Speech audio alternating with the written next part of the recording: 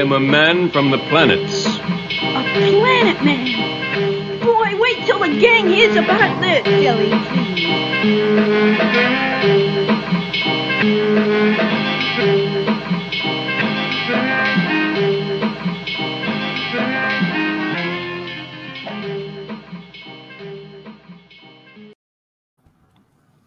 Send lawyers, guns, and money. It's the Special Access Podcast, and we are back. You've been granted highest level clearance to the one-stop shop for news, reviews, and stories of the weird, wild, and wonderfully mysterious haunted planet on which we live. Join us as we investigate all of the fantastic phenomena, incredible claims, felonious fabrications, and hilarious high strangeness of the planet Earth. Welcome to Special Access. Welcome back, and thank you for tuning in to the latest edition of the SAP. This week's guest is the esteemed Dr. Kevin Knuth, but we'll get to that in just a sec. First, I'd like to thank all of the new followers, listeners, and viewers, but a special welcome back for all of those, for those of you who keep coming back for more. I've said this in the past, but it's never been truer than right now. We have some big things on the horizon, folks, so stay tuned to that dial, and you will not be disappointed. Welcome again to my co-host, John, who will be taking the lead on this interview again, and I will be interjecting when wanted. John's preparation is astounding and inspiring, but in the future, there will be more back and forth between us in the upcoming interviews. Before we get to the show, I'd like to do an unsolicited advertisement for Scott Brown, who is currently selling T-shirts and things in order to raise funds for a new full-spectrum camera and Gen 3 night vision gear. That Gen 3 night vision gear looks amazing, but it is expensive. So if you like Scott and what he's all about and doing for the field, get a T-shirt. This is how cool it is. I've got mine. Right. Now on to the show. Remember to follow, like, subscribe, comment, share, and most importantly of all, enjoy. So sit back, relax, and get comfy as we introduce Kevin Knuth, who is the Associate Professor in the Department of Physics at the University of Albany and is the Editor-in-Chief of the journal Entropy. He is a former NASA computer scientist, having worked for 4 years at NASA Ames Research Center in the Intelligent Systems Division, designing artificial intelligence algorithms for data analysis in both astrophysics and earth science.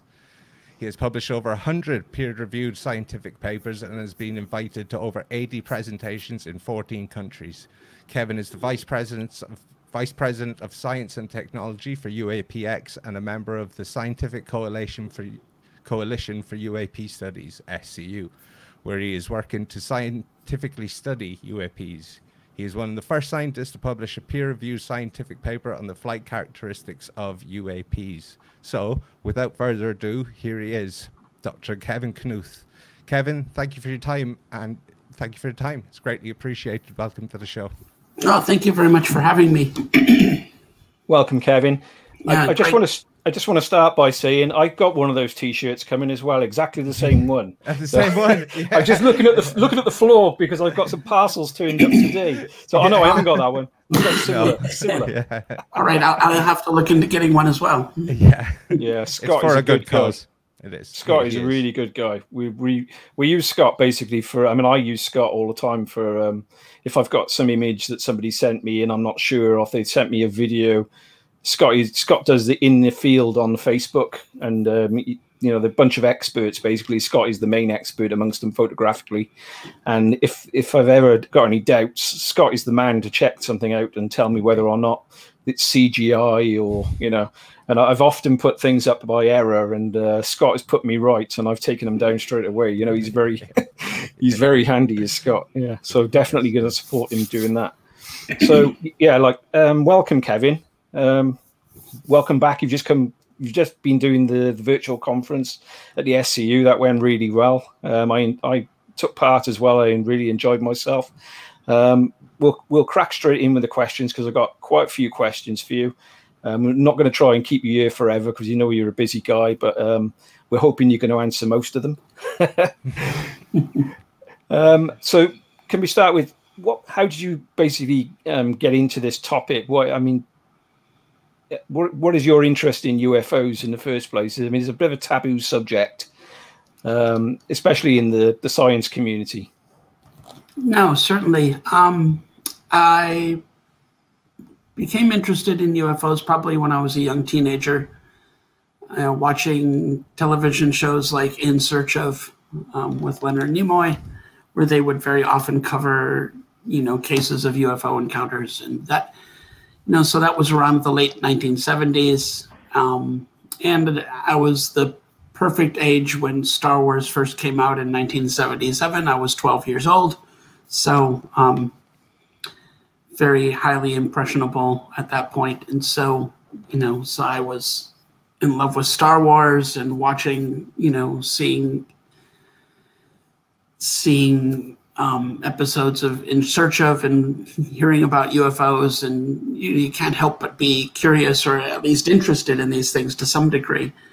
And as I, as I became more educated in physics, during my college years, I, grew a little more skeptical of these things. Of course, it was never clear exactly what was going on because no one was researching these things seriously other than TV shows like In Search Of, right? So one can't help but be skeptical of this, and especially when we've all been told since we were kids, pretty much all of us, is that this is stuff of nonsense. The U.S. government's been telling us this for years. Scientists have been telling us this for years, and how is anybody to think otherwise generally when this is what you've heard for, this is the stuff of tinfoil hats. So, and great conspiracy theories, probably one of the biggest conspiracy theories we've heard of.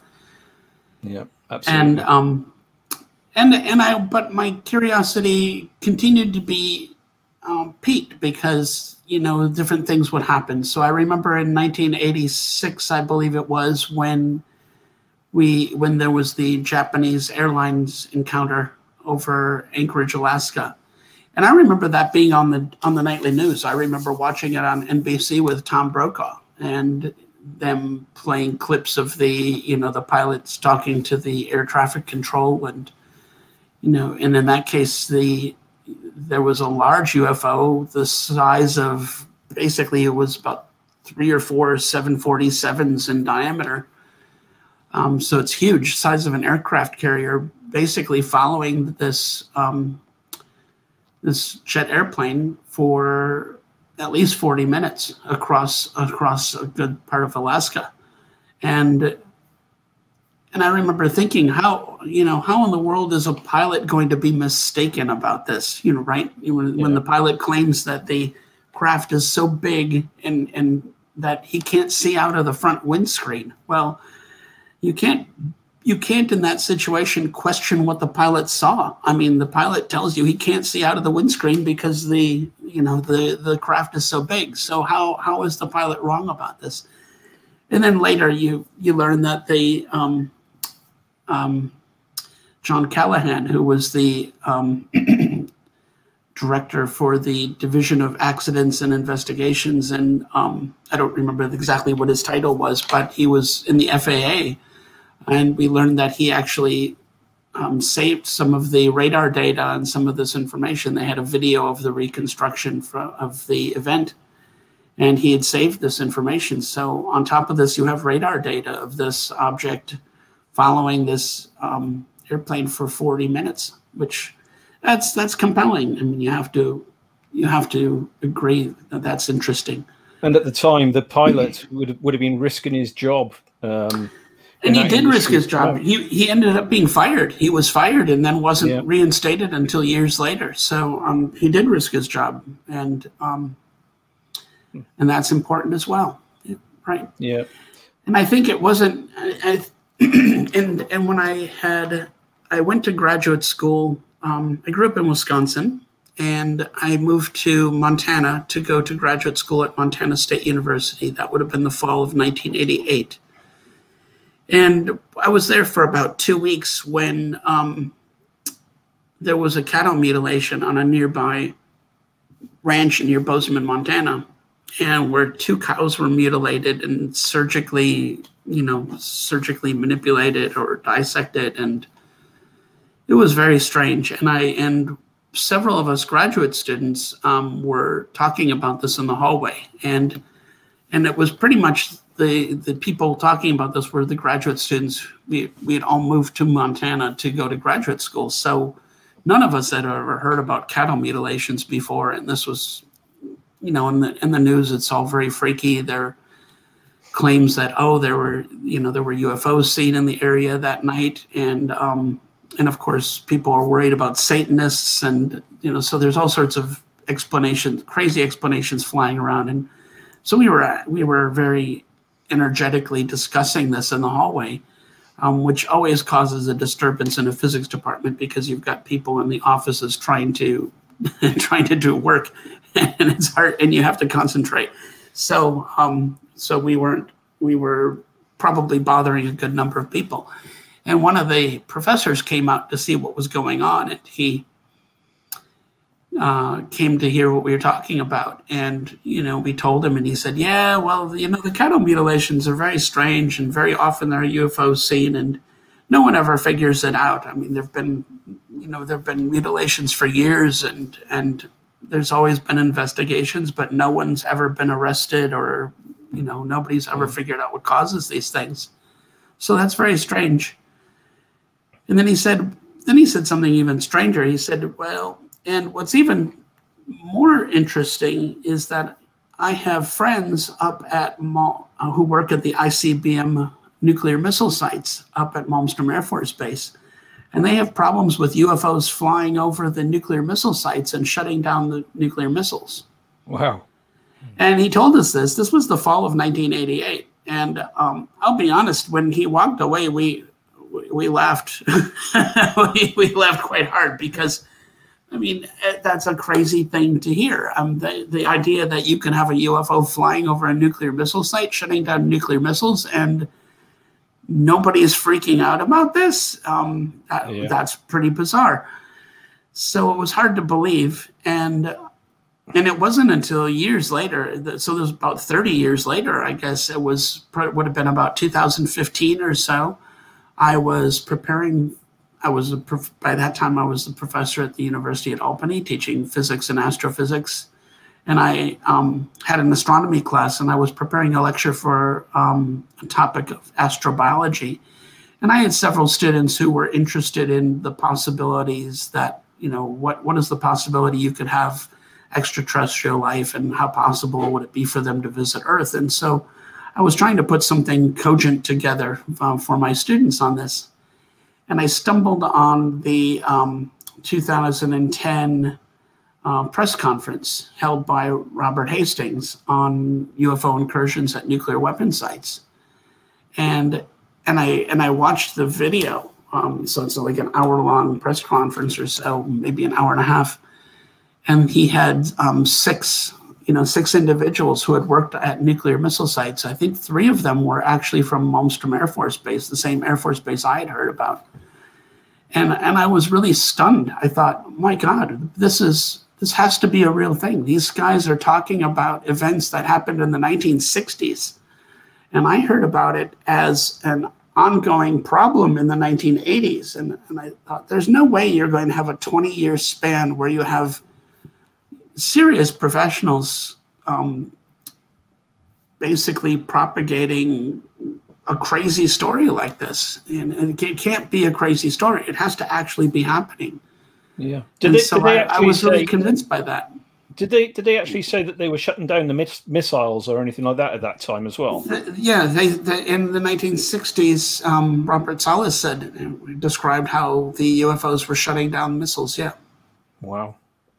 Wow. So what I had heard in the 1980s, 30 years before this really became public, was, I'd heard the same thing that these guys from the 1960s were talking about. And it just convinced me. I just thought, there's no way that all of this is made up. There's got to be some truth to this. And the fact that they're shutting down nuclear missiles made me really impressed upon me the seriousness of the situation. I thought, this is really serious. And I mean, if it turned out it was a Russian craft, we'd go to war over it. Yeah, right? We'd be at war, almost immediately. So Yeah, that would have been really bigger than made the me Cuban think, Missile Crisis. If yeah, they were, exactly. And we've all heard of that. So it's, why, so what is going on, and what is our, you're then left with what is our military or intelligence community actually doing about this? Have they done anything? And if they haven't done anything, then,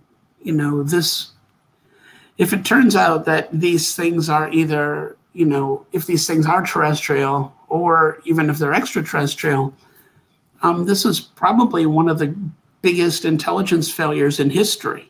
yeah.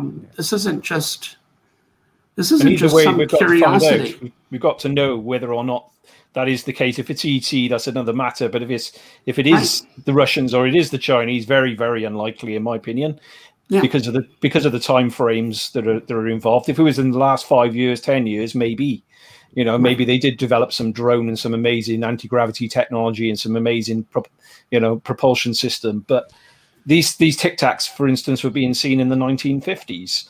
So it doesn't make any sense at all for anyone to be saying, that side of it. Well, I think that's an important thing that people don't quite appreciate yet. These things have been observed since the late 1940s, observed and reported since the 1940s, and studied by our government in secret since the 1940s. We now know, this has been something that people, who are interested in UFOs have been claiming for decades, and we now know that they were right. Yeah, the government has been studying these things in secret, and all the while telling us it's nonsense, right? So, so we now are finding out it's not nonsense, and I think that's why the Inspector General is now involved, because there's the question of what has our government actually been doing about this? You guys have been collecting information, and what's actually happened, and that's a valid question. I've always suspected that if this UFO issue turns out that it's actually extraterrestrials, then at some point excuse the phrase, the shit's going to hit the fan, when they finally release this information. And I think seeing that the Inspector General is now involved is the beginning of this of this fan event. Yeah. And do you have a best guess for what we're dealing with here in terms of what's controlling these UFOs? Are they ET, ED, or is something like the Wakanda hypothesis likely or even possible? Right. The Wakanda hypothesis basically is the hypothesis that it's another country or another, corporation or organization or group of people have somehow technologically leapfrogged everybody else and has this, super high-tech propulsion, aerospace type vehicles. And that really, while I think this is probably most people's go-to explanation when they are confronted with the fact that many of these things can be identified as being craft of some kind, that's pretty much seems to be people's first go-to explanation. And the problem with that is that the Nimitz event with the Tic Tacs that was released happened in 2004. That's now 15 years ago, or more than that, actually. Right? So you're looking at 17 years ago at this point. It's really hard to imagine that somebody would have that kind of technology and not have used it or profited from it at all in 15 years. That's really difficult to imagine. And it isn't just that the technology is more advanced in one way. It's more advanced in multiple ways. Wouldn't be one leapfrog event. It's multiple leapfrog events. So these are advanced in several different ways, which would require several breakthroughs. And any one of those breakthroughs, if somebody had made that breakthrough, they could have profited from it and haven't. So why? And what does that mean? That's very strange. And it isn't just, 15 years, as Jonathan pointed out. These things go back to the 1950s, 1940s, easily. And nobody was in the position in the 1940s to make something like this. And even if you were to really stretch things and try to argue that it would be possible, they had worked on, that somebody was working on anti-gravity in the 50s, then, that's fine. But the fact is that these types of sightings go back well into the 1800s and 1700s. And they're documented some of them are documented in astronomy journals back into the 1700s. And so now you've got a real problem. And then that was another thing that had convinced me when I was much younger that this was interesting. My grandfather had saved a whole bunch of newspapers from the Apollo 11 moon landings. He was traveling a lot at the time, so he picked up newspapers from all over the country, headlining the first man on the moon, right? And for me, that was a very exciting event. I was 4 years old, but I remember it. I remember gathered around the family's little black and white television with the Fresnel lens in front to make it look bigger, right? And I remember that, and I think it really is. It was really impressed upon me how important this was, because people kept saying, "Kevin, this is so important. This is the first time anybody's done this. This is the most important thing that's ever happened." And you're being told this as a 4-year-old. That's like, wow. And you see all the adults are excited and watching, and that really makes an impression. And then, of course, after we were leaving my grandparents' house, I remember my father was carrying me down the steps. And we kind of stopped at the bottom and looked up, and he pointed at the moon and he said, "There are people up there." And I think that people who didn't, people who lived later, were born after the 1970s, they've never experienced the idea of somebody actually being on the moon, to look up at the moon and to think, wow, there are people up there right now. And it's a very different perspective, very different idea. So my grandfather had saved all these newspapers, and stacked in with this was an article that he had cut out of a magazine called National Fisherman. It's a fishing magazine, and this article was on a UFO sighting that happened in 1960. I think the article's probably was from the early 60s, maybe 62 or something like this. I don't remember the exact dates. I have an PDF of the article that I'm happy to send you guys if you'd like to see it.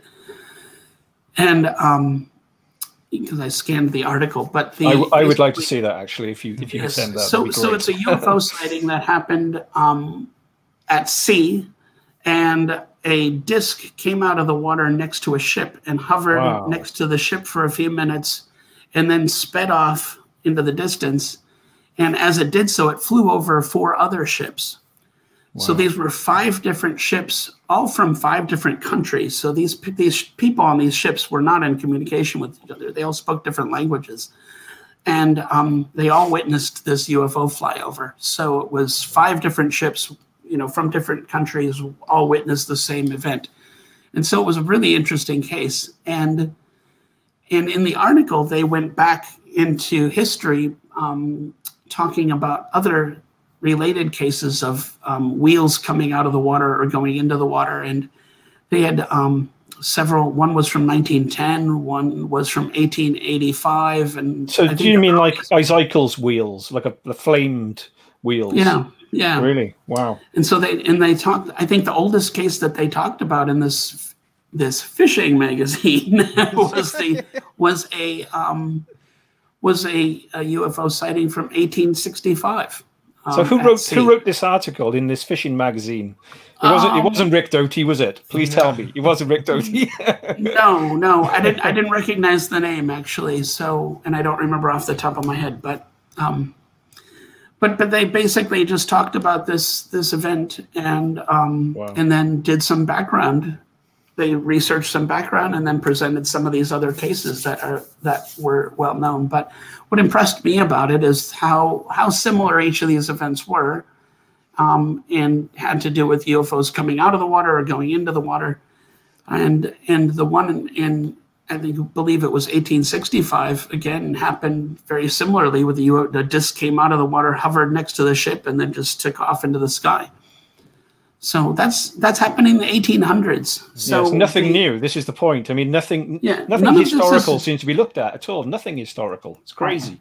Yeah, the reason the 1940s are important is because that's really when this phenomena entered the common Western cultural consciousness. You had the summer of 1947, you had multiple events happen. You had several crashes in New Mexico.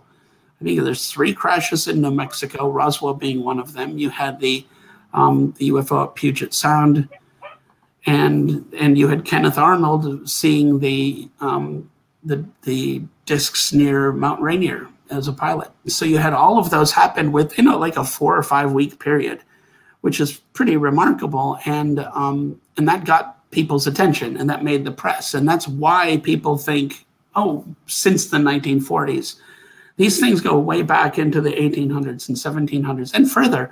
There are accounts from Roman history of silver discs, or they called them flying shields. Yeah. And there's one interesting account where there was actually a battle.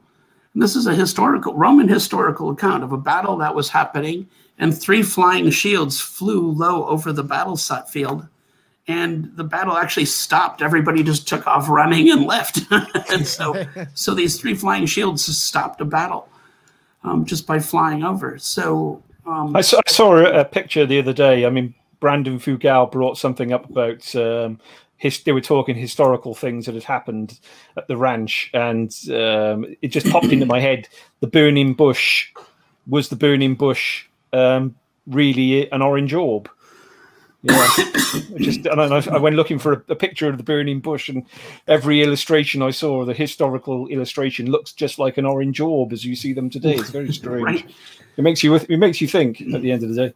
Oh, it does make you think, and I've really been interested in the fact that when you have accounts of people encountering the little gray aliens with the big eyes, how they get the eye lock where they can't look away and feel mesmerized, and then they start getting images in their mind, these telepathic communications. Now, as a physicist, this is really, and I've studied neuroscience, so this is really difficult to swallow, but I can't look away from the fact that this is what gets reported over and over and over again by many people who didn't know this background story. This has been pieced together afterwards. So that this is a common event. And then many of them are getting images of end of the world like images, right? The trees and buildings on fire and pictures like this. Why? It's a good question. I would have no idea why that would happen, but it really didn't seem that different from what happens to some of the prophets in biblical stories. So St. John, having revelations of the end of the world doesn't sound much different than what happened to, some of the children at the Ariel school in Zimbabwe. Yeah.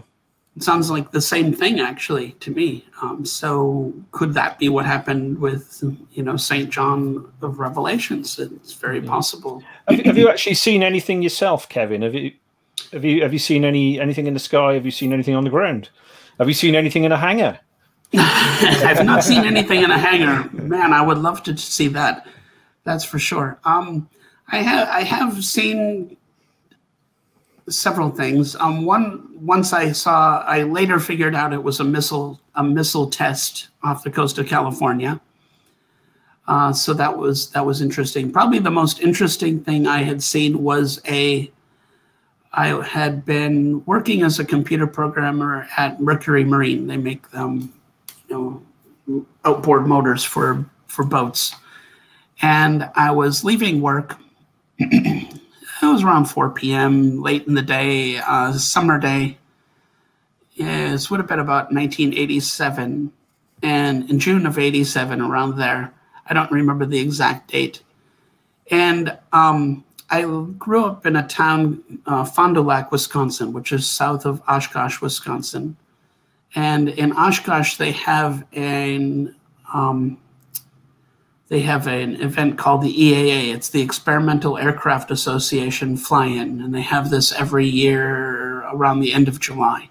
So we often get a lot of military planes or old World War II and World War I planes in the area at that time. But this was about a month early. This would have been in June. And I remember walking to my car, and I saw an F-16 off in the distance, and I thought, wow, that's weird, an F-16. And so I ran to my car, and I kept binoculars in my car because I'm a bird watcher. So I pulled out my binoculars, and I'm watching this F-16, and I realized there's actually two of them. And they kind of split off and go different directions and then come back around, and they start buzzing around. And I realized they're actually buzzing around a metallic sphere. So there's this sphere just hanging in the sky, and these two F-16s are buzzing around this like bees.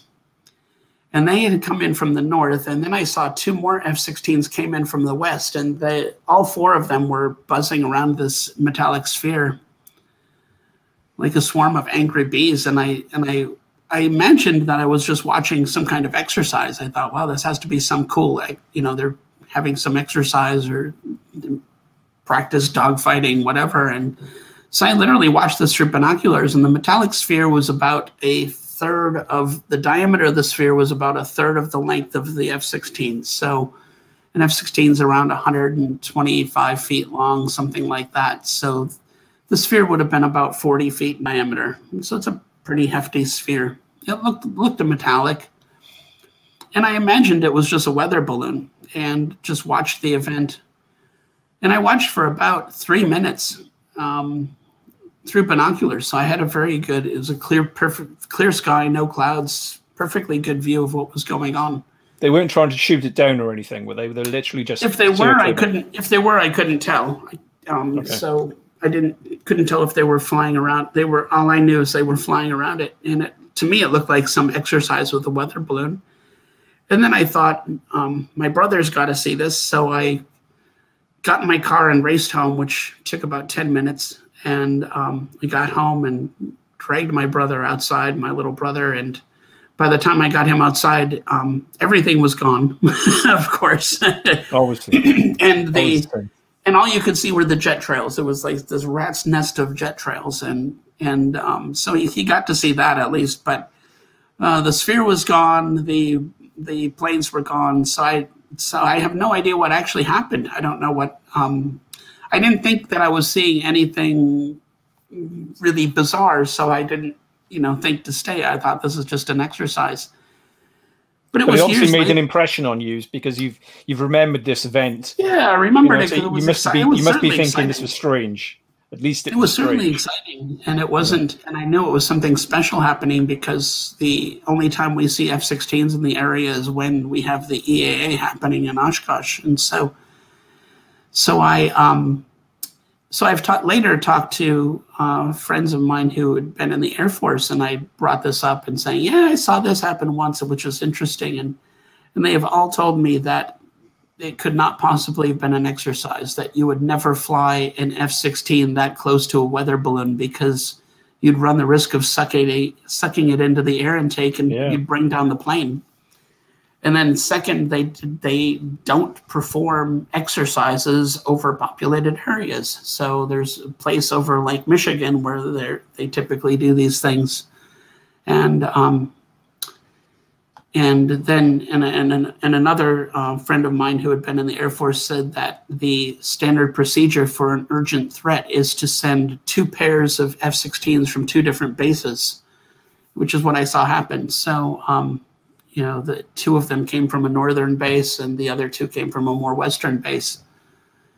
And so that person thinks that it was treated as an urgent threat. So it probably wasn't a weather balloon, is from what I'm told from people in the Air Force. But so have you had any other encounters? Any close-up encounters at all? No close-up encounters. No, nothing like that. You've not had any what they call downloads, or I mean, people like Jack Savati and a couple of other scientists I've seen, and Jack Savati's emailing list that he does have admitted. You probably get that as well.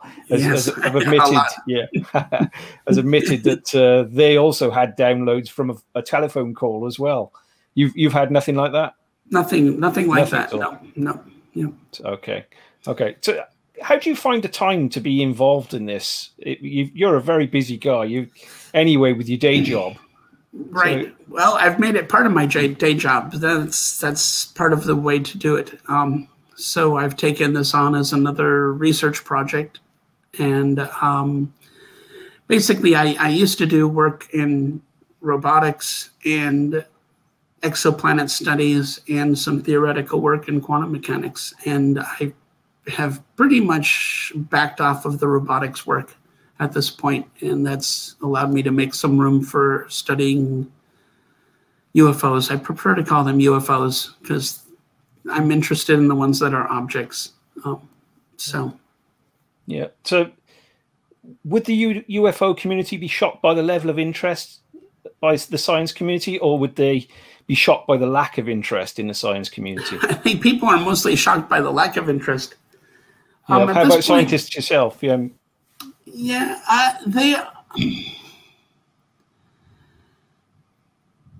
There's a few things I can say about that. First, I have to say that my department has been incredibly supportive, which is great.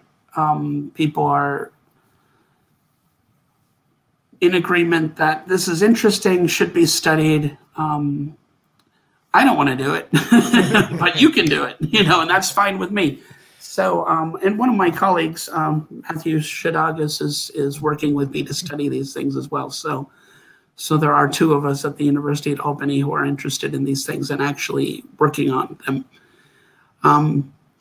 The outside scientific community, it strikes me how uncurious they are about this. They're far more willing to, talk about how skeptical they are. And I find it a little strange when a scientist is expressing to another scientist that they have to be skeptical. We all know we have to be skeptical. We're all trained scientists, and that's how we work. But when somebody reminds me that they're skeptical, it gives me the impression that they're over-skeptical or extremely skeptical, and that's a bit of a different thing. But I'm more impressed by how uncurious many scientists are. I don't know why you wouldn't think that this is at least mildly interesting to some degree. Or is it hidden? Is it hidden? Yeah. Is it like the Black Project guys? Somebody said before, if you worked at S4, Area 51, S4, you wouldn't be able to speak to the guy on the next table. Do you think it's like that in the science community? Is it really going on, like Valet has said, with the Invisible College? It's all going on behind the scenes? Yeah, there are scientists who are studying this quietly, and mostly out of fear of ridicule or and that sort of thing. So when I had, a few years ago, it would have been 2018, I had written an opinion piece for The Conversation where I talked about how scientists ought to study these things. And I was very careful when I wrote this. I was afraid of backlash and afraid of what it could do to my career. But I spent a whole week writing this, 3-page opinion piece, and went over it and had multiple, some of my friends and colleagues read it over just to make sure that I was sticking to the facts and keeping things reasonable. So when I did publish it, of course, I was mortified at what the response was going to be. And I was really pleasantly surprised. I got a good number of emails from other scientists, and all of the emails I got from other scientists basically applauded me for doing this and said, that's very, courageous of you. I'm not sure how courageous it was. It felt more crazy than courageous, but I guess there's a fine line there somewhere. Yeah. And, so many scientists applauded me for writing that article and agreed that they should be studied. And then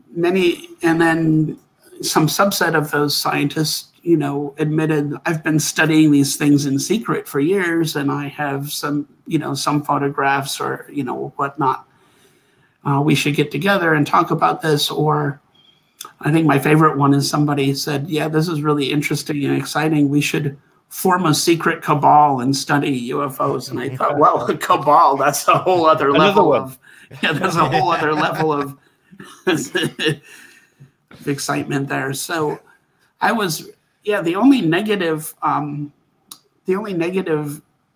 responses I got were from people who were creationists, who were very upset with the idea that there could be somebody else intelligent in the universe. So I didn't get any negative responses from other scientists, which I found to be very, very promising. So is there like a Collins elite within the science community as well then, do you think?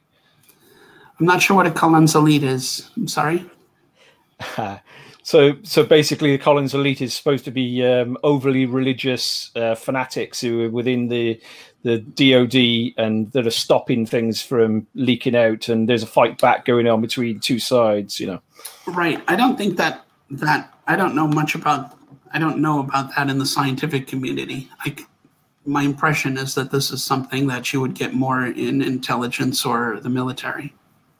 Okay, let's move on now then. So Dave described in your the bio introduction for you, Kevin, that you're now a leading member of the SCU.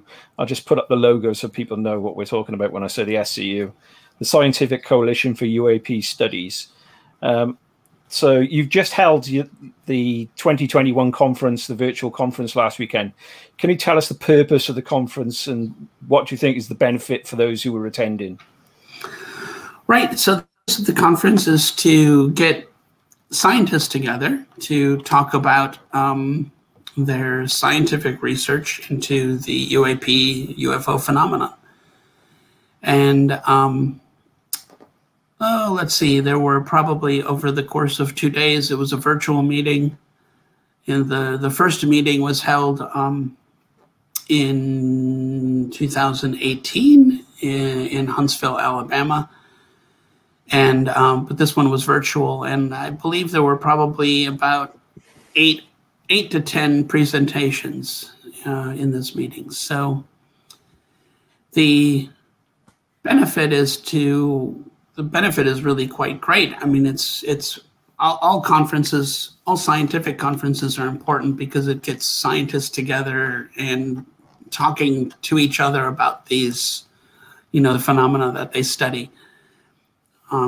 It's very difficult to study anything in isolation, really get anywhere. It's really important to get other people's perspectives and to discuss things, argue about things, all of this, and to confront one another about each, the ideas. And that's really how scientists go about keeping things reasonable. And so these conferences are quite important, and then it's also important for especially in studying things that are socially taboo or socially some kind of stigma attached to them, like the UAP phenomenon. It's important to have contact with other people who think more or less like you do, at least in the sense that these things should be studied, or we should be putting effort into studying these things. And, and part of that is, how do we go about studying them? How what type of data are you trying to collect? What should we collect? What would be better to collect? Or, or to discuss various hypotheses. Why do you favor this hypothesis over this one? Just like we were saying earlier, how I don't see how these could be drones from another country. Not all of them could be drones from another country or another corporation, because these sightings go back into the 1800s easily. Yeah. And so making points like that very clear is important.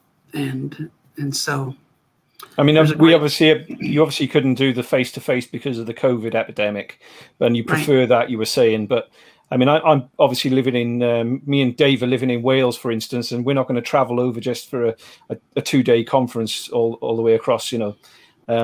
So will there still be going forward like a virtual conference that we can still take part?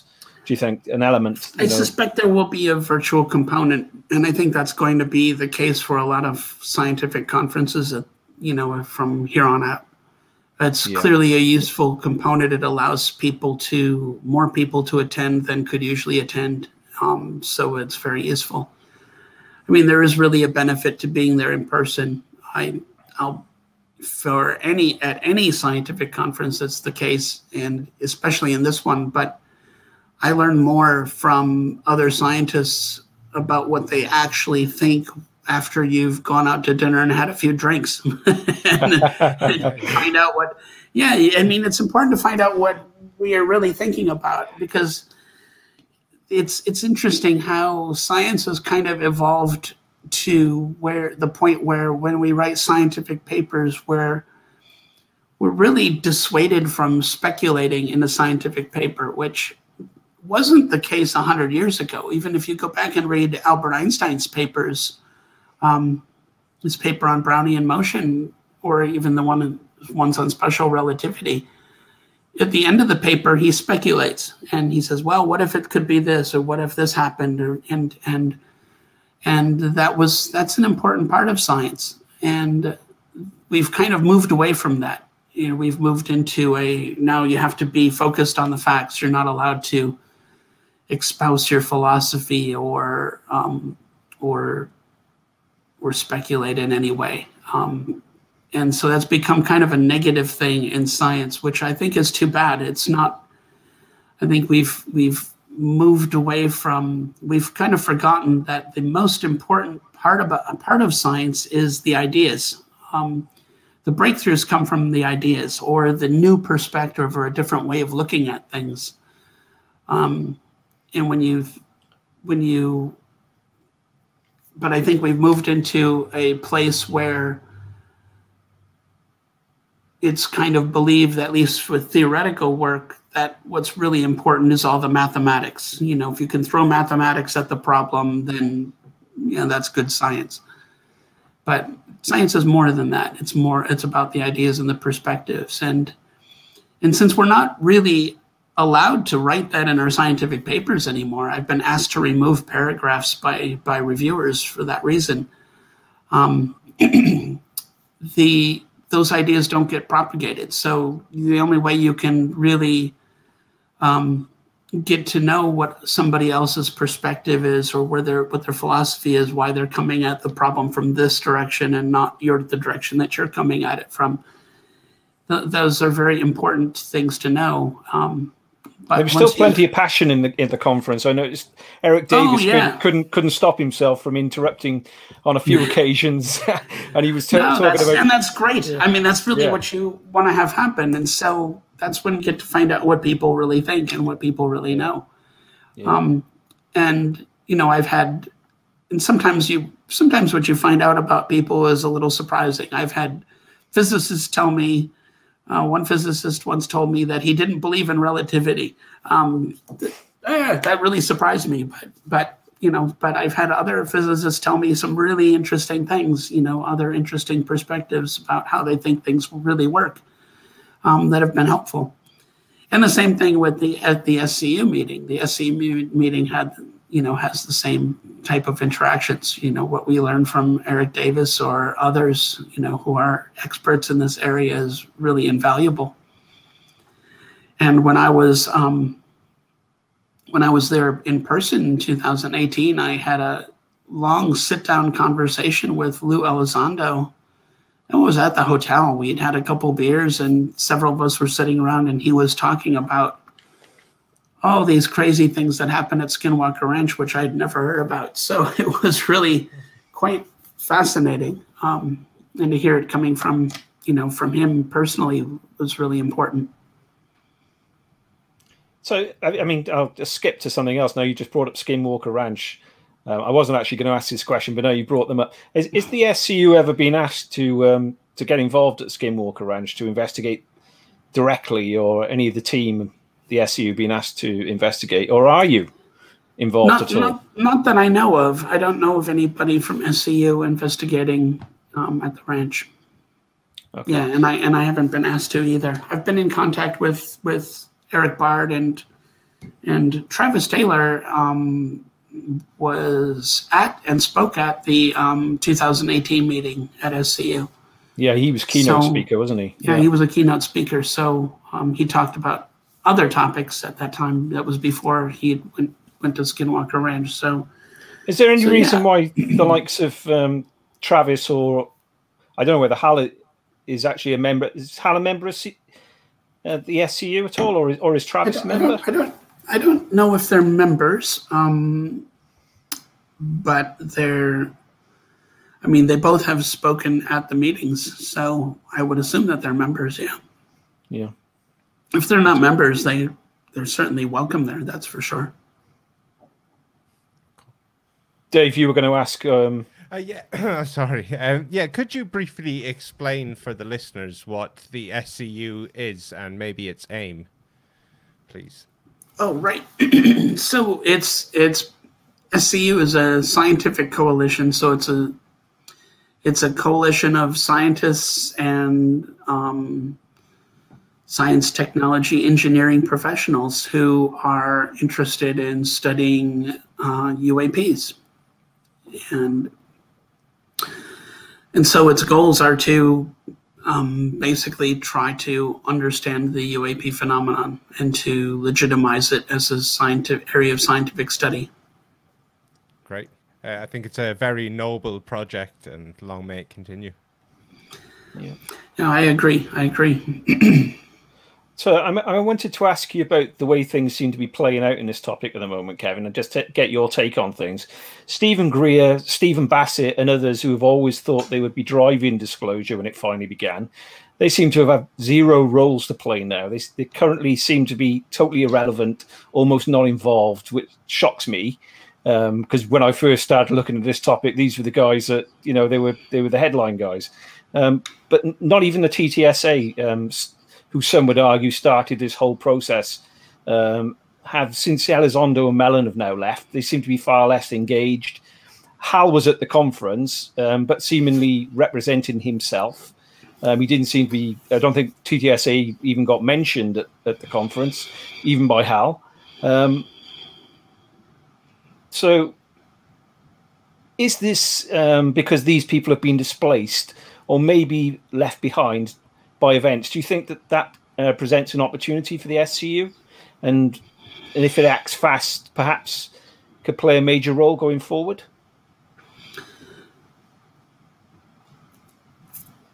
That's a good question. Disclosure itself, I mean, what we typically mean by disclosure would be having some authority figures, government authorities, presumably coming forward and discussing what they know about UFOs or UAPs, and of course that could be United States government, British government, any any government around the world. I doubt it's going to be the British government. I'll just say that. Carry on. I'm sorry. I doubt if it'll be the British government. We'll be sipping tea. We won't be doing anything else. So we're waiting for the Americans. Yeah. Well, I think that's part of the problem, and I'm a little disappointed by that because once I saw that the Americans were making some moves to be more forthcoming, I had hoped that other countries would follow suit. Many countries have released a lot of their UFO information. But we haven't gotten word of their intelligence assessments on the topic, and that's basically what we're expecting from disclosures. So I'm not surprised that individuals who've been actively trying to bring about disclosure are seemingly left behind. Their role was to really get us to this point, and the fact that disclosure is happening to some degree is, demonstrates that, their efforts have been useful and helpful, so they've played their role and they've done a great job. And And we're now getting some kind of disclosure. And of course, it wasn't just the efforts of those individuals or groups, but it's also the fact that the U.S. Navy is sincerely having problems with these objects. At some points they were having near daily encounters. They've had hundreds of encounters with pilots in these objects. Some of these encounters were happening in the Persian Gulf while we were engaged in Syria. So it's happening in a war zone. And that's dangerous. Another argument for being, against the idea that these are drones, high-tech drones being tested on our military. You don't perform experiments during a war zone, during wartime in a war zone. That would be treasonous and dangerous. You're putting people's lives at risk. And so and I think it's important to appreciate that the Navy is sincerely having problems, and they're looking for some kind of guidance or assistance, and they would like that assistance from other intelligence community, from Congress or the other agencies in the intelligence community, but it's just not possible due to the fragmentation and segmentation of all these different intelligence agencies. And that's what the UAP task force is doing. They're basically collecting information from the various intelligence agencies. Yeah. Have you had any contact with the UATF at all? UAPTF? No, none at all. And the SCU has not been involved with them at all either? That I don't know. I don't know of them being involved, so I can't say definitively. Okay. Why do you think the Navy is not shooting down these orbs? These Tic Tacs, they're supposedly, they're buzzing, they're shutting down the systems on some of these jets. We've heard in the past, the Russians have had problems with that side of things as well. We've heard even pilots have been lost. We've heard in the past. So why are they not literally protecting the ships, do you think? That's a good question. It's very hard to understand anything that's going on because I imagine that if I were flying a helicopter up to one of these ships, that I would end up in some kind of trouble. But these things are moving in and out with impunity, and which is quite surprising. It worries me a bit because it suggests to me that if you had a sufficiently advanced drone, or a drone that was strange enough that wasn't immediately recognizable as a drone, that you might be able to get into some sensitive areas and collect intelligence. Well, we saw that Bob Bigelow video that came out, supposedly showing an orb flying around in the lab. I don't know whether it's a lab or a secure area. I mean, I've been told by somebody, by somebody that worked there, that was a room where nuclear type material was being kept, low grade nuclear material, and an orb came in, and they were absolutely shocked. I've been told, another scientist had said this, that they were shocked that video got shown. Yeah. Wow. But if it's an orb and it's managed to penetrate a wall, it's literally passed through a wall. Yeah. I mean, is that a drone that's actually taken intelligence, taking scans of things, and is it going into ships? Is it going into the radar rooms? Is it? Yeah, it's a good question. Those are things we don't know, and we might never find out. But it's clear that if you have a sufficiently advanced drone, nobody's going to do anything about it. That's a little frightening, right? That's not the message you want to send to your adversaries. So that's another thing. How would they shoot something like this down in the first place? That's a good question too. And back in the 1950s, as far as I understand, we did try to shoot these things down. There was I'm not going to remember his name. There was the pilot who was in England. He was an American pilot. They flew out to chase this UFO that was hanging out near Ipswich, I believe. and his name starts with an M. His last name starts with an M, but I'm not going to be able to figure it out on the fly here. But he basically was fully loaded and, with 20 missiles or something, and he was ready to fire a full load at this object that he had on radar. And then the thing just took off at, over 1,000 miles an hour, and he was unable to chase it. And I believe that was like 1952. I'm going to just try to search here. So this is when basically we were trying to shoot these things down, and presumably other countries have tried too. We have the Peruvian pilot had actually fired rounds at a UFO. It was a silver disc, and he was close enough, saw the rounds bouncing off the hull. And so shooting these things down hasn't been, or as far as we know, hasn't been very effective. Could they be using an EMP device at all, do you think, to bring down? We don't even know what an orb is. I mean, I've got a picture of an orange orb that landed, and it changed into a blue object. So that, it looks like a craft or something. And I mean, other people think that there are entities inside these things, but right. The picture that I took when it landed looks like an object, so a craft. So could they bring them down, do you think, with an EMP or something similar? It's possible, and it's possible that we have. I'm not sure if it's not known right now whether we have or not. And so these are some of the things that we're maybe going to find out about, or probably would be in the classified section. Yeah, it would probably be in the classified section of the of the UAP task force report.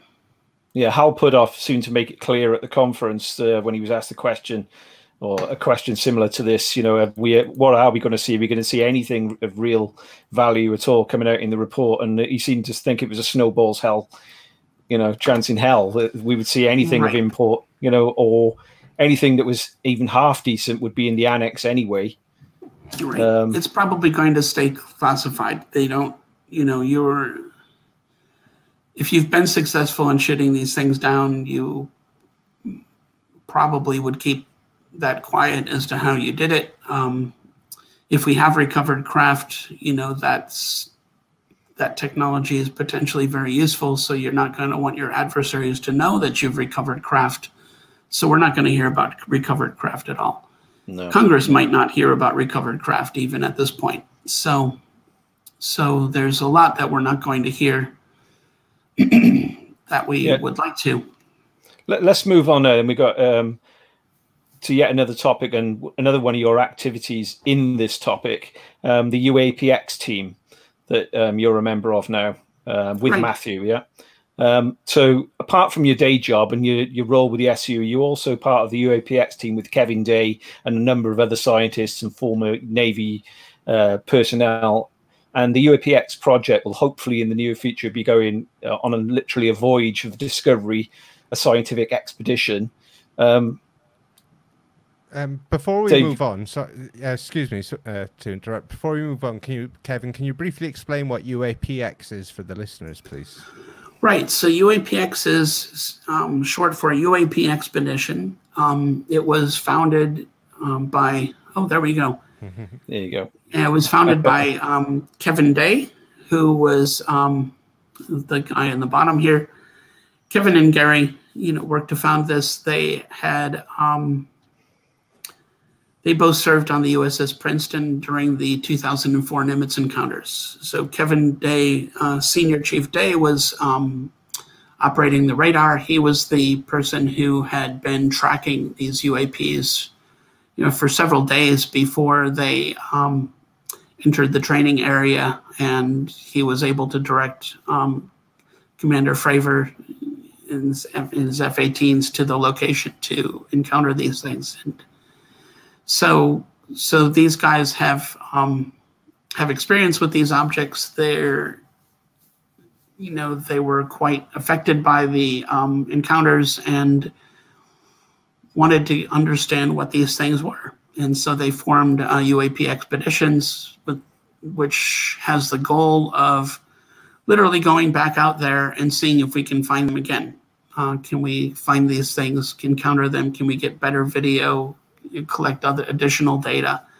That's basically what we're trying to do. Okay, so 75% of the world's surface is water. Is that going to be the best candidate for where ET or maybe an ultra-terrestrial base might be under the water? If I wanted to hide on Earth, that would be the best place to hide. We don't have access to the deepest parts of the ocean. We really don't. The oceans are really very much unexplored. We have better maps of the entire surface of Mars than we do the entire surface of Earth, in part because of 75% of the Earth is water. And it's easy to forget that the Earth is mostly water because we're land inhabiting. So, when you look out the window, you see land, and we kind of think that's what Earth looks like. That's not what Earth looks like. Earth is water. And Earth is poorly named. It's a poorly named planet. It really should be called water. And we live, we live on water. Water world, but then that conjures up old movies, which is maybe not where we want to go. So, but it really is a water world, and we forget that, and it's and the oceans are very much unexplored at this point. So. Yeah, so a couple of months back, Kevin, I sent you and some others in the SCU and Kevin Day a Russian YouTube video that I'd found. It was about USOs, unidentified submerged objects. Basically, it seemed to be a Russian government-endorsed disclosure on the subject, almost like they were saying to the world, "This is what we have on them, and this is what we've encountered, and these things are not us. So please stop saying it's us." And I actually sent that video as well at the conference to Hal Putoff, because I was chatting to Hal at the conference and in the direct chat. And on the weekend, he replied saying that video was extremely fascinating, ! And which suggested to me that he'd not seen the video before. It seems that even he, and the West. The Western world has basically missed this soft disclosure by the Russians completely. Right. Yeah, I mean, I take it you saw that video. That video is extremely fascinating. It's a good place to start. It really is. I had not seen it before, and I was really blown away by that video. Yeah, I mean, the Russians... And even just one of the first things I noticed was they are talking, in that video, they interview more Russian officials than I've ever seen American officials talk about this. Incredible. If I can count all the Russian officials that they talked to in that video, it probably is more than all of the American officials I've ever seen speaking on the topic. Yeah. So it's really quite remarkable. Yeah. Yeah. I mean, the Russians were calling they don't call them USOs.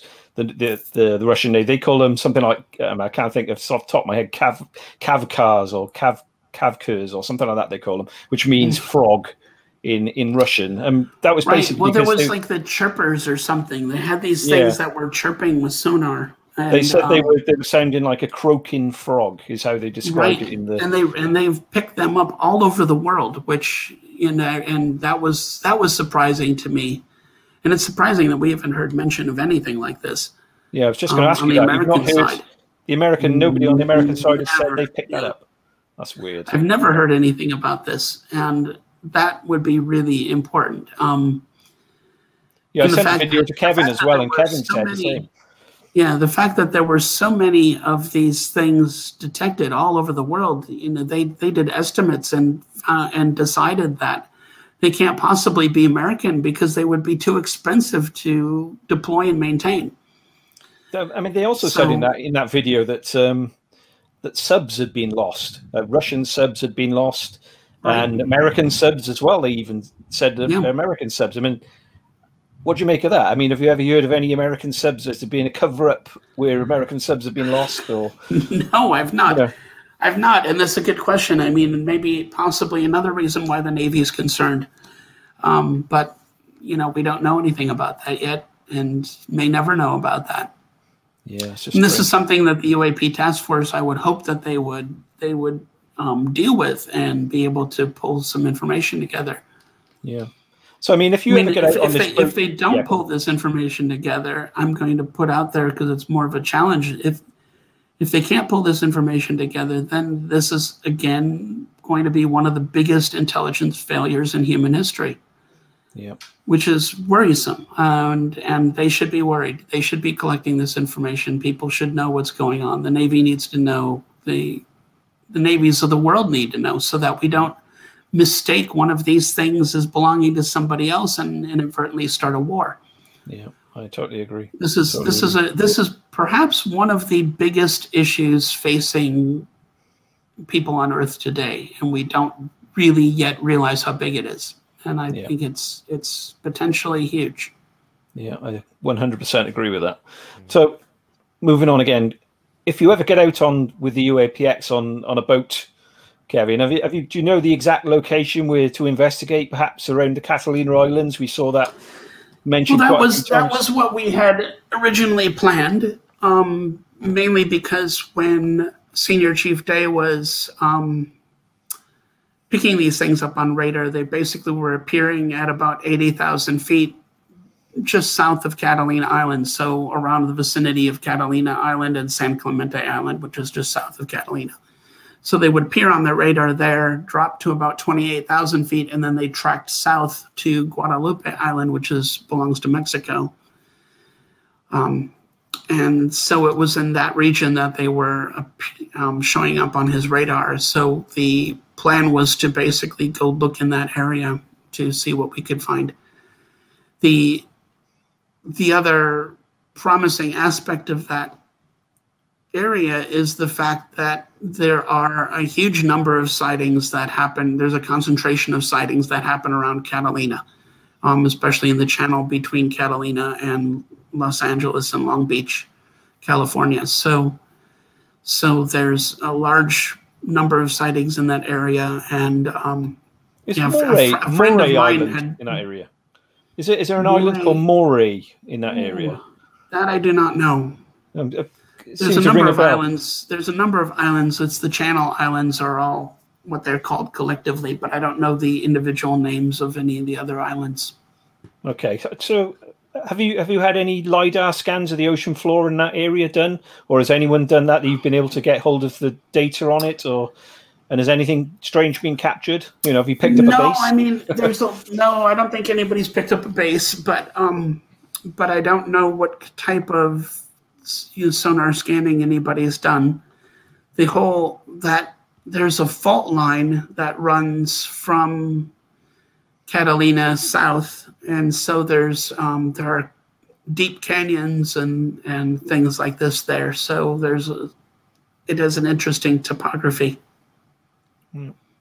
So I mean, if you do come across anything, I mean, you're going to try to attract these objects, I take it.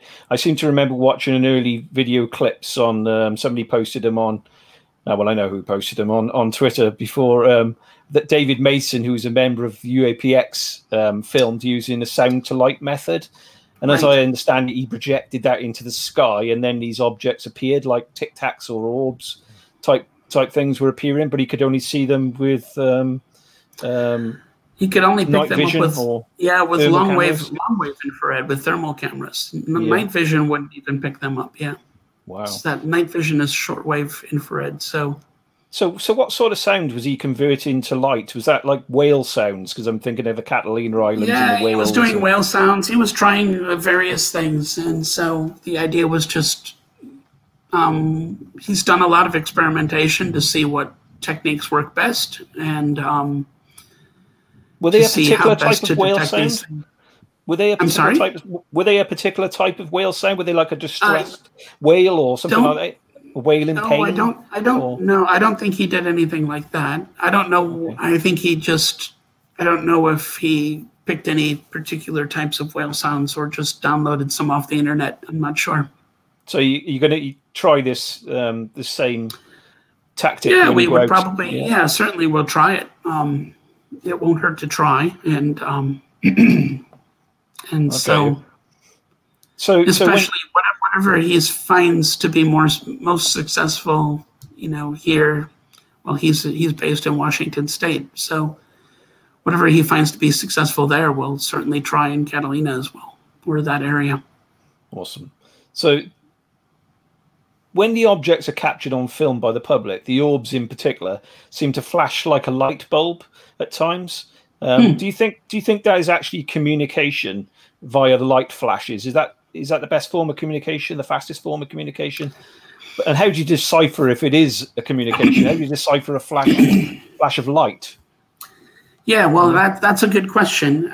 That people have wondered that before. In fact, David, that's one thing that compelled David Mason to use the light to sound, develop his light to sound technology that he's been interested in. The best way to do it would be to record the light intensity over time and then look at those signals carefully to see if you can, if there seems to be any patterns in those signals. So, but I'm not sure that hasn't been done yet, so by anyone that I know of. So, well, it was done by Valet in Close Encounters of the Third Kind, if you remember. They were doing flashing lights with the music that was going off, and all the lights were flashing. Yeah. So you get, but I don't think it's. But I don't know if it's been done in real life with recording light intensity from a UFO over time, recording that carefully. Yeah. So the question is how fast are they going to, what it would be in science, we'd call it the baud rate. What is the rate at which the flashing is going to occur that they're transmitting information at? So that we wouldn't know either. So you'd want to have a very high speed recording. When I had my landing, I'll pop this in there. I'm not supposed to talk about this, but when I had my landing experience, when the orb landed on the ground, before it changed into this blue color, there were some massive flashes of light, lots of different colors of light, and that was just before lots of other objects turned up. And I've always been thinking ever since, because I've come to the conclusion, I believe now, that the flashes are some sort of communication, whether or not these massive flashes of light were actually a call for help, because it actually got rescued, this object did in the end. It did seem to be in trouble. That was part of it. There was a fake helicopter for distraction, and then another object came in from the sea and took it out to the sea with it. I know it all sounds unbelievable, but it happened. I watched it, okay? It's good enough story for me anyway. But the massive flashes of light, to me, that always seemed like that was communication. And I'm just wondering, everyone seems to be seeing these flashes of light. People get downloads, they say. Is that when that is occurring, I wonder, I mean, I know it's pure speculation, but what are your thoughts on that? Yeah, that I don't know. I don't know much about what is happening when people claim to have downloads.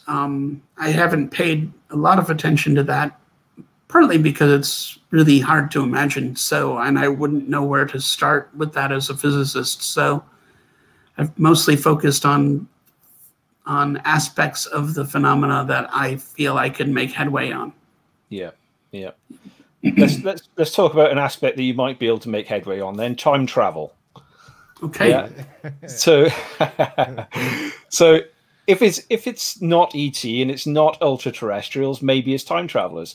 What are your thoughts on Dr. Michael Masters' theories that we will one day become the tall greys traveling back? I mean, why would they travel back, first of all? But then Eric Davis, I noticed, interrupted at the conference, saying that there's no way it could be them, because you can only go back in time to the point where the time machine was made. Yeah. Right. I mean, is there no way? I mean, if you watch Star Trek, they're using a wormhole, or they're not using some device where you just press the button and all of a sudden you're there. Yeah. Right. They're using other types of technology. Is Eric Davis missing that side of it? Are they using a dimension to come back? And then. Well, the idea, I mean, you'd have to have that wormhole would have had to have existed back in the past already. So, and that's really the point that Eric Davis is making there. So if there is time travel, then they're taking advantage of the fact that there had been the possibility of time travel in the more distant past. it's difficult to know what, at this point, I mean, we don't know what these things, we don't know who's behind these things or what their intentions are at all. And this is a, you know, I've said several times that this is a result of the fact that scientists have not been involved studying these things. And it's a state of ignorance that really is difficult to maintain. We can't possibly remain ignorant about these things to this degree, especially now that we know that pilots have encounters with these. Not just Navy pilots, commercial pilots are having encounters with these things. We've had commercial pilots have, you know, veering their planes to avoid collisions and things like this, sort of feared collisions. We don't need those things happening with passengers in the back, you know, 200 passengers on the plane, and this is what's happening with the pilot. This is something of great concern. Yeah, I saw a Tic Tac once actually when I was on a plane. I was flying back over Portugal. And wow. I'm looking down, and in fact, I've seen it twice, strangely enough. Exactly the same flight. The year later, I saw the same object again, and it was a Tic Tac. It was very, very close to the ground. You know, like the one of the videos that got released. Not is it the Tic Tac one? I'm not sure. The one that was very close to the water. Oh, like Go Fast, yeah. Exactly the same as that. Yeah, I saw one of them. I didn't film it because. Yeah, and Go Fast is not a bird, by the way, which has been suggested. Oh, ridiculous! You can easily rule that out if you. The trick with the debunking is that what I've come to find is that, you know, people are often say that there is a huge desire to believe. What they neglect to recognize is the desire not to believe is much greater, because people don't want to change their worldviews. That's a much harder thing to do. So the desire to not believe that these things are anomalous is much stronger than the desire to believe. Yeah. But that aside, when the problem with a lot of this debunking is that they cherry pick the data that they explain. They don't try to explain all of the information, which is what you have to do. And in the Go Fast video, it's true that it may not be going as fast as it looks like because of parallax, but the fact is that the object is cold. Yeah. If you look at how the camera is set up, in the lower left-hand corner, it either has WHT for white or BLK for black, and that tells what color hot things are. So when it says BLK for black, the object is white. So you've got this little white golf ball shaped thing whizzing along the sea surface. Yeah. And it's been claimed that that object could be a bird.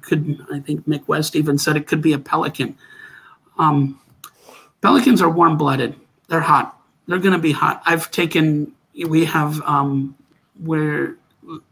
have one of David Mason's FLIR thermocams, the PM 695, and I use that out here at my house to watch for UAPs. And I have many migratory birds, you know, recorded at this point, and they are hot.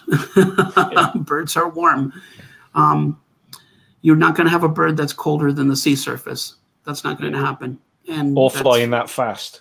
And well, it's not clear how fast it's going because of parallax, but, you know, and I've not tried to do any estimates there, and you might be able to do some estimates there if you're careful, but clearly it's not a bird because it's cold. And you have to take into account all of the data, not just the parts of the data that you think you can explain. Yeah. So let's move on again. We've been learning the material that Gary Nolan and Jack Vallée have been studying and are about to release the paper on, do have isotopic ratios. We've had enough hints from Gary on Twitter, to me directly actually, stating that the isotopic ratio side of things is not going to be the part that's important in this. But the material seems to have been subatomically manufactured in layers. Do you agree that that is not something that humans can currently yet achieve with our current level of technology?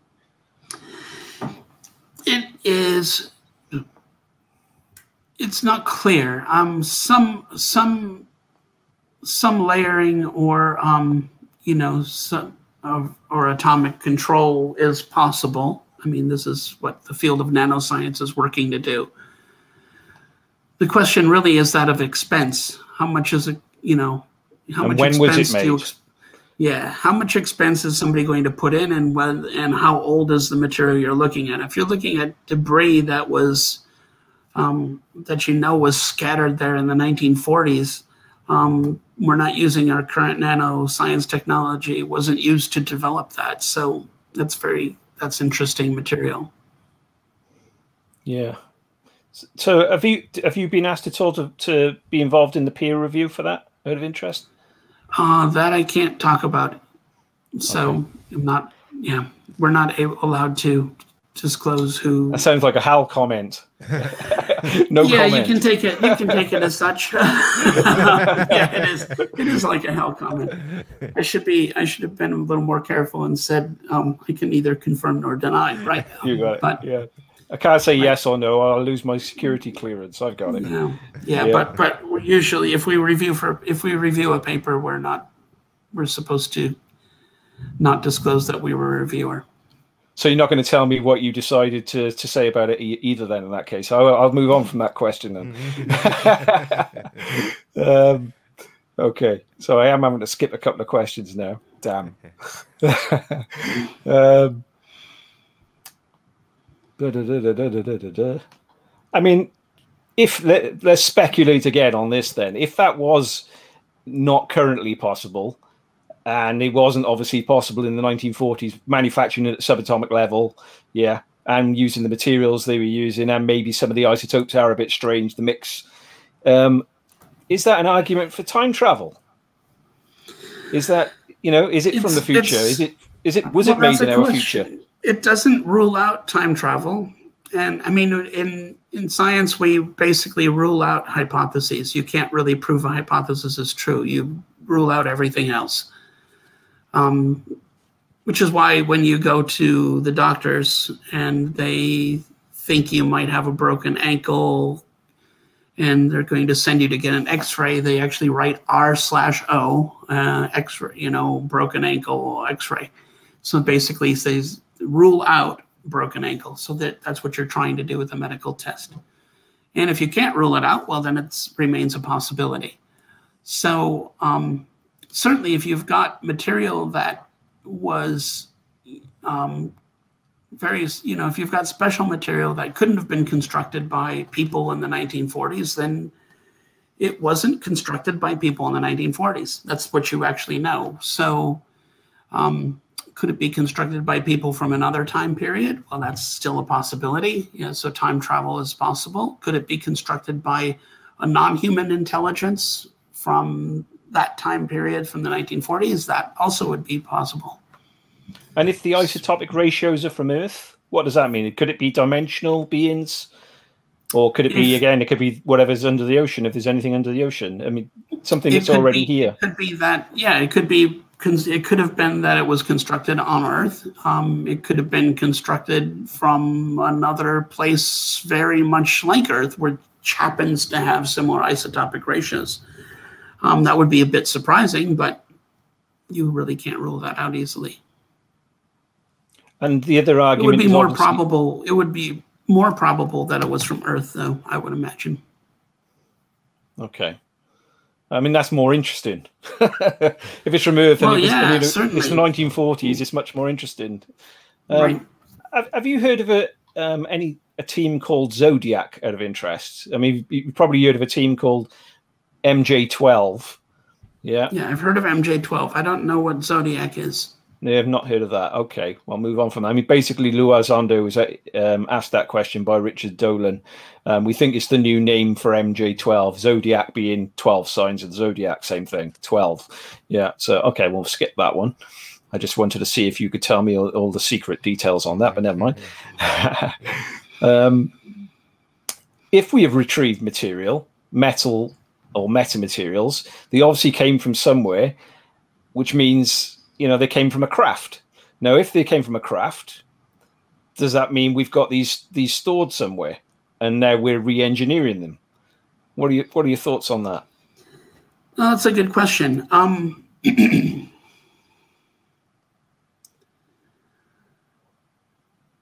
Really, the only things we have to go on are eyewitness testimony of people having witnessed the recovery of such craft from crash sites. So we have that from Roswell. We have that from the Trinity crash, which Jacques Vallée has just published a book on. And so if those witnessed accounts are accurate, then we do have craft somewhere, and they're being kept somewhere. And presumably, if they've been studied, presumably they've tried to reverse engineer anything from the craft. I don't know anything about those details. I would love to. We do also know that Eric Davis has said that he had given 2 briefings, I think last year in October, to at least 2 subcommittees of Congress on the recovery of vehicles not of this earth. So we do have some information that these craft very possibly exist. And that was, again, the question that Hal said that he could no comment on, wasn't it? I don't think he was asked about bodies, but I think he was just asked about craft, wasn't he? Yeah, he was asked about craft, and he couldn't talk about that. Very similarly to how I couldn't talk about reviewing any papers. Yeah, it's exciting. It is exciting. I mean, do you think we should be looking at and looking for answers and paying more attention to the national labs? We've heard over the years, I mean, Battel's always been mentioned by the likes of Vallée, but recently Christopher Mellon suggested that we should be looking at the DOE. And when you look at the DOE, then you've got to come to the conclusion that it's probably going to be something to do with Sandia. Now, do you think that those would be a good location for us to be studying? I mean, we're trying to do research. I mean, I do research apart from doing the podcast with Dave. Myself and quite a few other people that I'm involved with, we're trying to find answers. And, if we can find evidence of something and we can force it out there, maybe we can get them to talk about it, is the idea behind that. We'll pass it on to the likes of you guys who, can say, hang on, what do you mean you've been doing this? Give us the data. Right. So, I think it's those are worthy leads to follow. It's difficult to imagine that it's going to be difficult to get anywhere. I imagine, if there have been craft retrieved, you're going to require a high level of clearance to even know about them, and the number of people who know about them is probably very small. Yeah. Yeah, I mean, I've been on the Battel website not long ago, and they've got an About Us video on there, and you see the things that they've invented, things like memory metal, night vision, and a host of other things that have all been talked about by the likes of Corso. We don't know whether Corso is genuine or not, because things were spoken about before he made those claims, but it always seemed to be very strange that he seemed to be so accurate on some of the things that we're now finding out. I mean, Vallée has dropped loads of hints about Battel in particular, and he's pointed out the things that they invented. They did fiber optics as well. That was another thing they did. That obviously makes you think of the descriptions with Roswell, with the memory metal in particular. Yeah. Right. Do you think he's making valid points about Battel? Should we be asking more questions? I think it's worth asking questions, especially if Jacques seems to know something. Jacques is very intelligent, and he's been researching this for years. So if he has some reason to believe that Battel is a good place to focus attention, I would trust him on that. I also think Robert Bigelow is another good place to look. I mean, he's freely admitted that he has a warehouse full of crashed alien spacecraft parts, right? So he admitted that on 60 Minutes. Why has he not made any of this public is a good question. Yeah.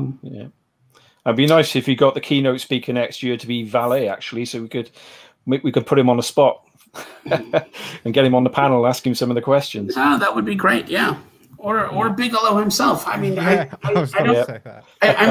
I'm frustrated. I'm frustrated when I learn about what some people know, and a lot of this stuff is kept secret. Some of it clearly is kept secret for, you know, military and security reasons. That makes sense. But a lot of this is kept secret for profit, and that really bothers me. The fact that we've got aerospace companies and technology companies that are keeping these things secret because of for profits. We have people, you know, making documentaries and TV shows, and we can't talk about that because it's going to be on the TV show, you know, in 6 months, and so we got to keep that secret too.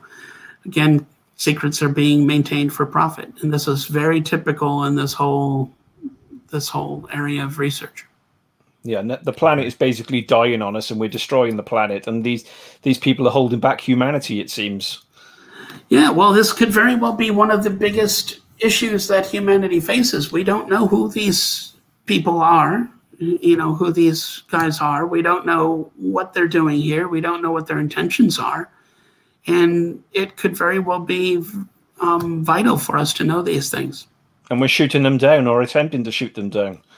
Some people are trying to shoot them down. Some people, you know, there are things we could learn. There are, you know, we might be able to cooperate with them and work with them in some ways. We could learn a lot. And we don't know yet if they're malicious or not. There doesn't seem to be any evidence that they're malicious, but, you know, but we're in a state of ignorance, which really is not the state we need to be in. Yeah, I mean, this has been a great conversation, but before we finish up, Kevin, can I get your thoughts on the current situation? We know the media is going nuts for more information, for more leaked videos, for more pictures, for more testimonies. The June report could drop any day now before the 29th deadline. What do you think we can expect to see from that? Wow. We have a big thunderstorm here. Sorry. I just shook the house with the lightning. All right. What do I expect from the report? I don't expect a whole lot.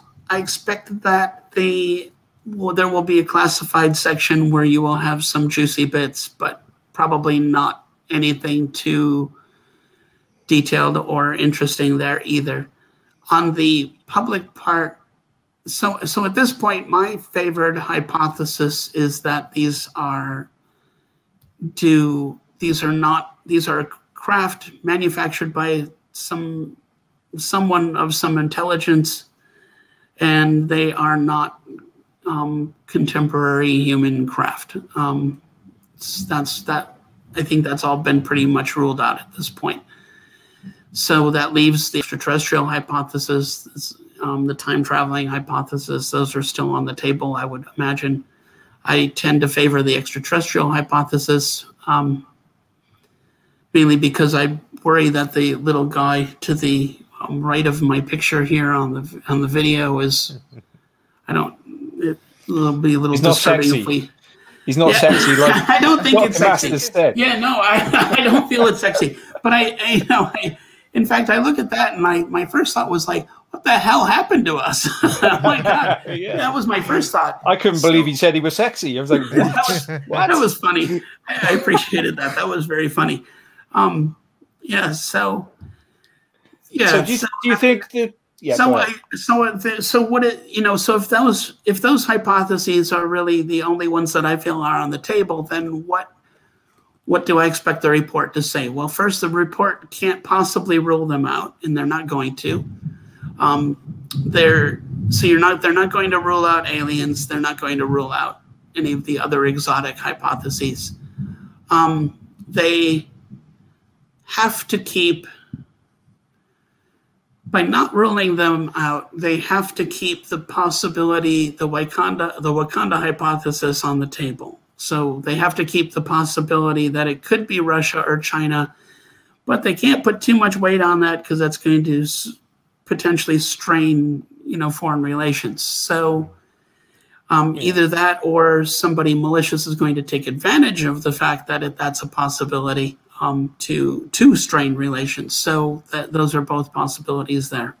Yeah, the Chinese have basically just come out, haven't they? They said they're using. They have their own UAP task force. Yeah, and they're already saying we're suffering this just as much as you are, so stop blaming us, type thing. They've basically just come out. The Russians have been very forthcoming with that video that you sent me, which is really an interesting video.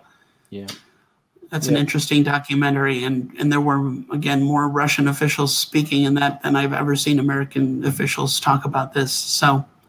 Yeah, I don't think it's going to say too much, but the extraterrestrial hypothesis is going to stay on the table because they can't take it off, because I really feel that that's probably one of the better hypotheses at this point.